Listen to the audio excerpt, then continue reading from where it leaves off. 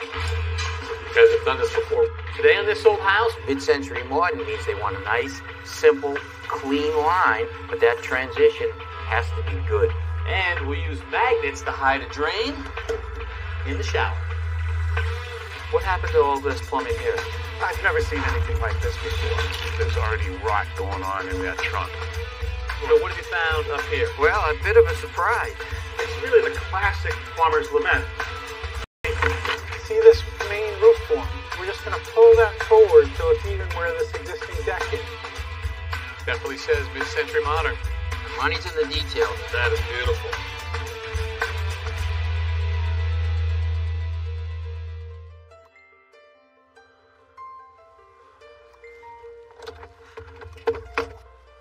Hi there, I'm Kevin O'Connor, and welcome back to this old house here in Brookline, Massachusetts. Hey Bill, hey Nathan, and welcome to our little neighborhood of all of these traditional older homes, but not ours, because we are working on this beauty right here, a 1957 mid-century modern.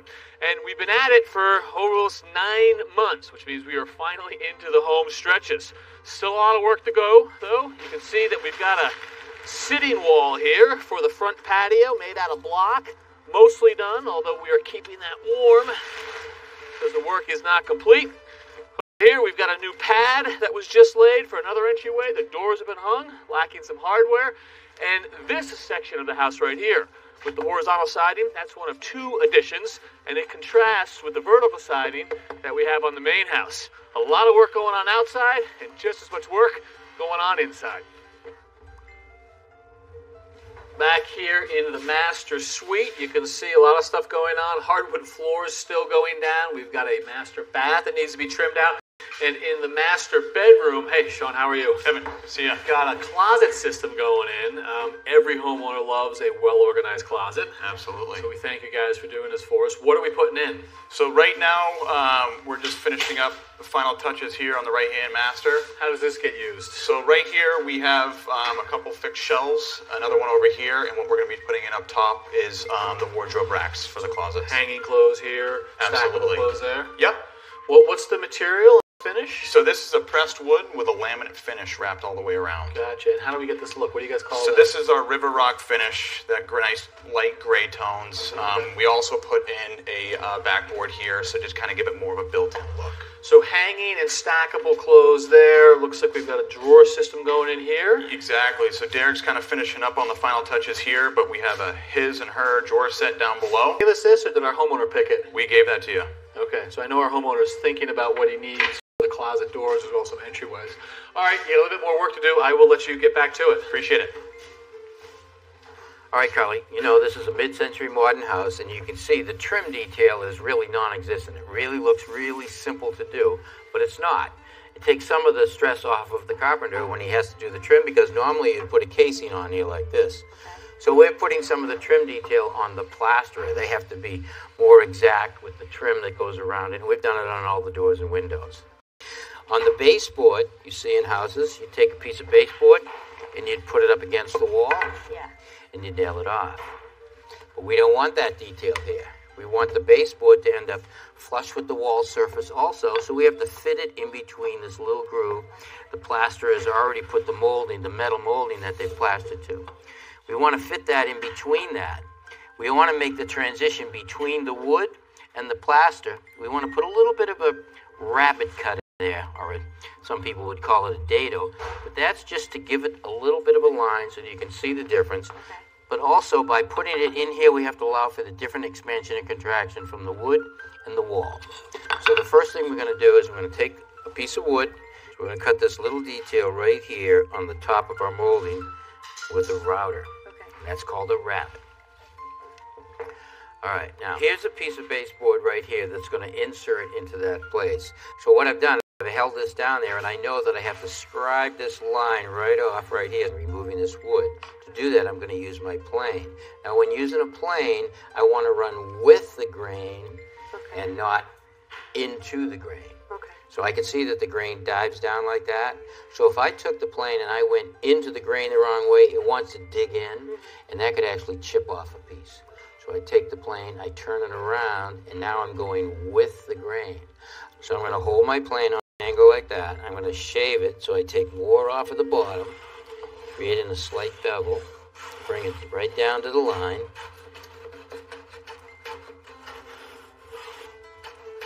Now, we'll try it and see how it fits. Okay. Alright, that fits right in there nice. Yeah. Okay, so the next thing we need to do is cut the rabbet across the top. And I want to do that before I cut the length. Why is that? And I'll show you why right now. Also, you notice how I placed the plane when I left? Yeah. I put it on its side. Don't get in the habit of using the plane and then dropping it down like that. This leading edge is so sharp and so thin that you could hit something and blunt it or make it dull. So to get the life out of the plane that you want, get in the habit of doing that. And to do that, we're going to use a rabbeting bit right here in our router. So the rabbeting bit has a bearing and it cuts a 1/2 inch deep if you want to go all the way. We control the depth of the way it cuts this way with this bearing right here, and we can change that by changing the size of the bearing. Okay? In this case, I only want to cut a rabbet about 1/4 by maybe 3/16 of an inch.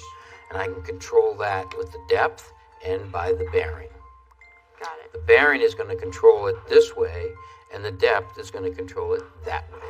So how do you know what depth to set the stop at? All right, so what I do is I would take the router and I would take a block of wood like this and hold it on the plate, slide it over so the wood touches the bearing, and push down until it stops. Now I'm going to lock the router in. What that does is that sets the top of that bit right there flush with the base of my router. Okay. Now I want to control the depth that it makes the cut.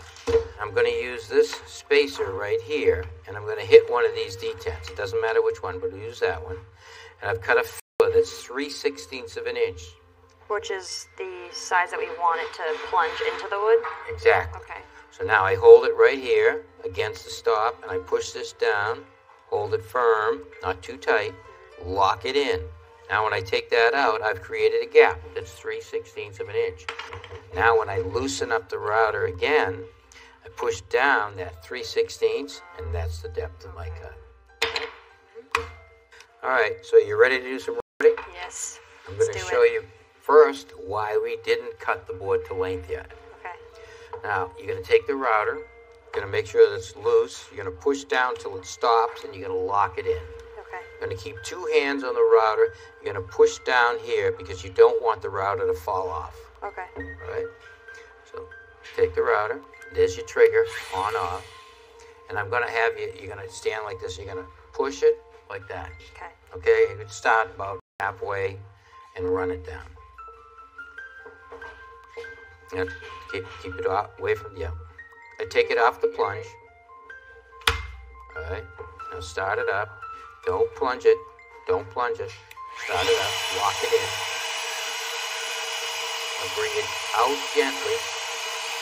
Make sure you keep pressure down here to keep the router base flush. Now we'll look at the cutter. Bring it down. Push it down. All the way till it stops. Now lock it in tight because you don't want it to come back up. Now you're going to gently, the router base flush. Right along. Push. Right along. Gently push in. Push it right along. Okay, so you see how you made that little cut right there? Yeah. If we had cut this board to length, you'd see that on the Okay. face. All right, so we need that extra material to run the bearing on. Got it. First thing I want to do is I want to square one end so we can mark our length. Square, take it over to the wall, and we're going to mark our length.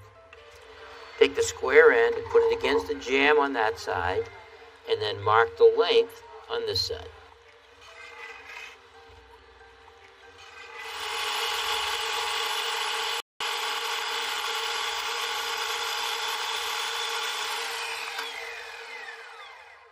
All right, let's see how it fits. Put it into the opening. All right, now before I nail it off, I want to sand it all and then put it back into place. Looks great. All right, and that's the detail we're looking for.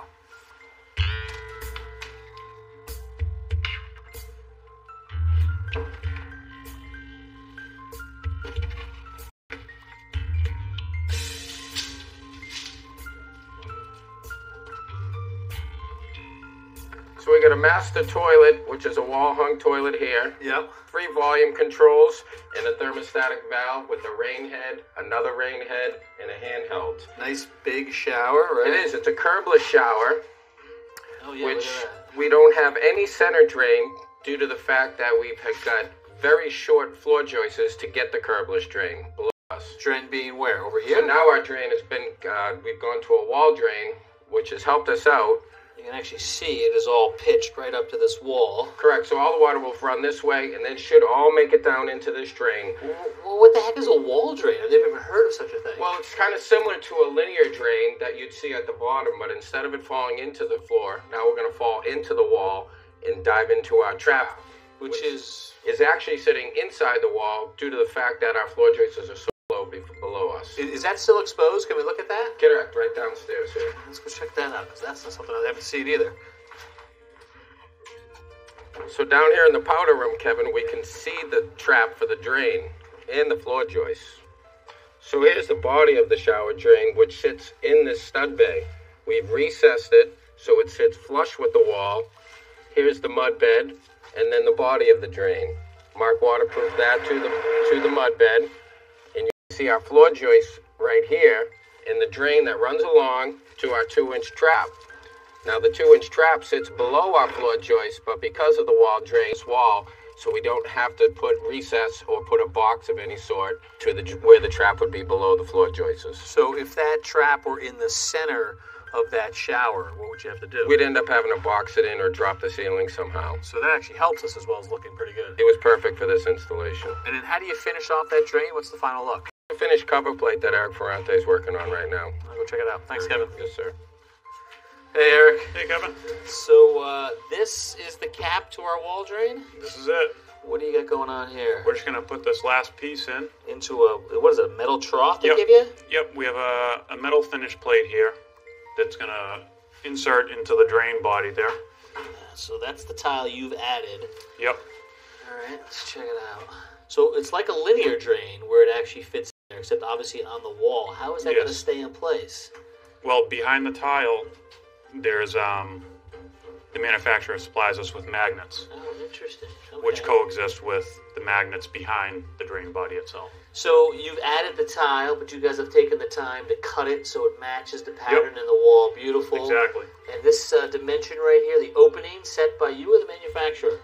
The manufacturer gives us feet to put on this finish plate, which is set at 3/8 of an inch off the floor. Right. Well, that is pretty slick, you know. And if you're standing up looking down while you're taking a shower, you don't see the drain at all. Yep. Very cool. All right. That's a first for me. Okay, so that stuff goes in pretty quickly, doesn't it? It does, absolutely. Looking good. And how do you give us that final finished, trimmed out look? So over here on the corners here, we're going to put in the paper, so it's actually in the same finish as the river rock. Like literally like a wallpaper? Yeah, it's a wallpaper. And then we'll tie in the side with some trim pieces. Down below, we'll do a toe kick. So we'll cover this space up right there. Absolutely. All right. And then up above, we're going to bring a shelf all the way to this window frame here, so we actually won't even see that ceiling. Yep. And we'll pop a hole in there, so we'll have some recessed lighting really protruding into the cabinet space. Beautiful, finished look and well organized. Awesome. Appreciate it. Sean, thank you. Thank Appreciate you. the help. Pleasure. The white oak floors are in, and they're beautiful, and they're pre-finished. Unfortunately, the transition pieces like the nosing, the risers, and the treads are not. So we have to match that finish, so we brought in a restoration expert, Wayne Toll, to show us how to do it. Hey guys, Wayne, how are you? Good, Tommy. How are you? Good. This is Jim. Hey Jim, how Good to are see you? you. So, I gotta say, those floors up there are beautiful, and they're pre-finished, but obviously, you've got to stain the stair treads and the transitions. Yes, we do. So what do you got there? This is a piece of the pre-finished floor. So this has the finish on it. Correct. I put it up against this with no Wood. See how much Ooh. darker it gets? Yeah, definitely good. That's why we have to stain it a lighter color. Stain it lighter. Correct. And to create this color, we're going to use a white base stain. And here's the white base stain. We'll be adding yellow ochre, French yellow ochre, and raw umber. Okay, so you're actually just gonna do this by eye? Yes. And what we do is, this is a step sample. Yeah. What we do is we start here, then we keep adding more color, until we hit it. So that formula is made up by eye. Correct. That's amazing. All right, well, I'd like to see the process. Let's see what happens. So Jim, if you Okay, so I'm just going to start with some white stain. So we're going to add a little raw umber to our mix. Okay, so you just take a proportion and you're guessing right now. Exactly. So you can tell by just looking at that as a liquid that you need more color. Sure. It's definitely an eye because I don't think I could do that. So a little French yellow. And this is what just takes time because you're just doing everything by eye. You don't want to shoot past the color. Right. Now this is a very small amount. Right. So this is just so that you know that the three colors that you are using is going to be right? Exactly. So that doesn't look too bad. So you kind of see we're getting into that range. Oh yeah, I can start to see it. Yeah. And then the other thing we have to think about is the natural color of the wood because that's going to have a big role to play too. So we're ready to start staining the threads? sure. All right, let's see it. Now I know it's always a challenge when you're trying to stain a board and match the color because the color of wood varies, the same species, the same board. Like for example, we have some lighter colors here and some darker ones right here. Correct. So what we've done is we've taken an average of the color and we've stained and sealed this nosing and this tread. Okay. And as you can see, it has a nice flow through the dark and into the light. It does. All right, so what's the next step? So the next step is Jim's going to start staining these treads. Oh, perfect.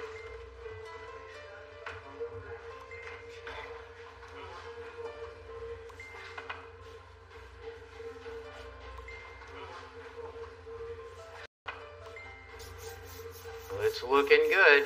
I gotta say, you guys have your work cut out for you. There's a lot of stairs to do. It is time for a last-minute shopping trip. So we've come to a local hardware locksmith store. Sunil, good to see you. Hey, Kevin. Good to see you, too. This is Dan. Dan, nice to meet you. Kevin, pleasure. Thanks for having us. So you are in the market for hardware? Yes, interior hardware, including those for the closet rooms, etc. So Where did you start? So we started with the handles for the closets.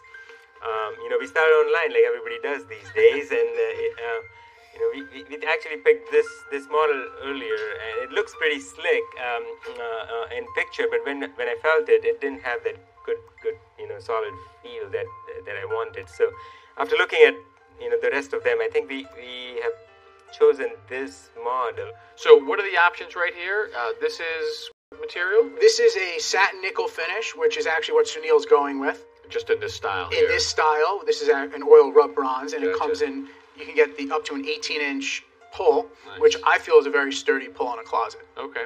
So that's for the closets. Yep. Also interior doors you're looking for? Exactly, yes. So, we looked at knobs and levers. This was our top choice. Not being a lever, well, surrounded by knobs, right? Yep, exactly. So this was the lever we picked online, but again, this was very thin, almost blade-like, and didn't have a great feel when I tried to pull it. So we chose something that's somewhat different.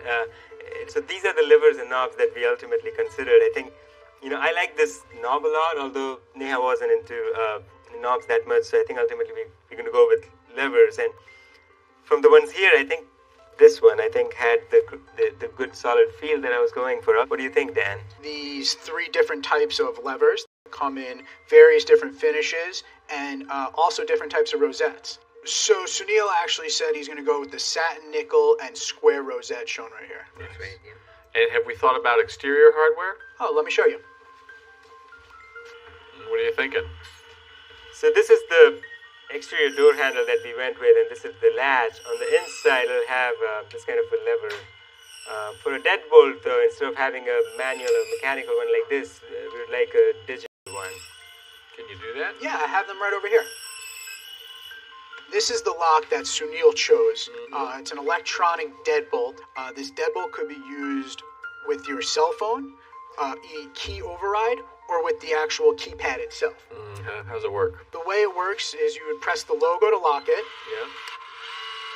and then when unlocking it, you press the logo button again, the lights light up, and then you put in the code. Right. Nice. Okay. So, Sunil, this is the one you're going with. Yep, exactly. We've got decisions on the interior. Are you Yep. ready to order everything we need? I think so. I think it's getting close. Or it's getting very close, and you're ready to supply for us, right? I'm ready whenever you guys tell me. Wonderful. Thank you, Dan. I appreciate it. Thanks, Pleasure meeting you. Sunil. Thank you again. Sunil, pleasure seeing you.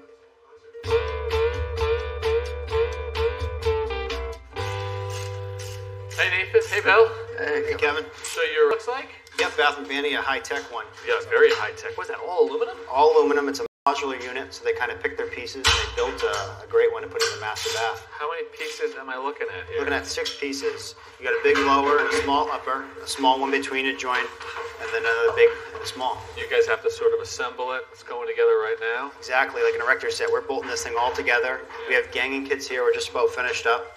We Okay. get aluminum channels to hide this joint. So that's going to be sort of the trim feature when it's all said and done? Exactly. Beautiful. That just Nice, slides down there. nice frosted glass panels going everywhere. Like here and here, such? Yep, draw fronts of frosted glass and capped on the end with frosted glass as well. Ooh, fairly fancy. And why am I seeing outlets? It's a nice lugs, I guess? Nice little feature. They have night lights.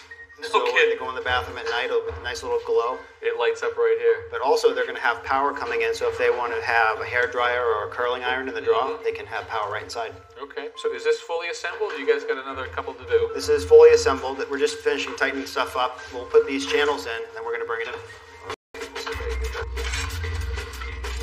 Got a little temporary shelf to rest it on. Yeah, it helps out quite a bit to have one of these to rest it on. So you still have to hang it and then trim it out with those drawer fronts. And what's the material for the top? Half-inch porcelain countertops.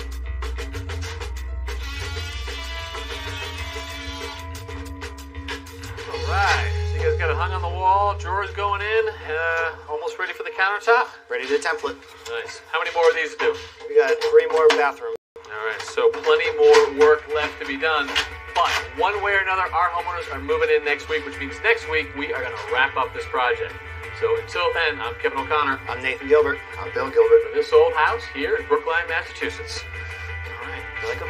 It's a sleek look. I'm going to give you that. Next time on This Old House, the year was 1957. Best-selling cars had tail fins, and Elvis was all shook up.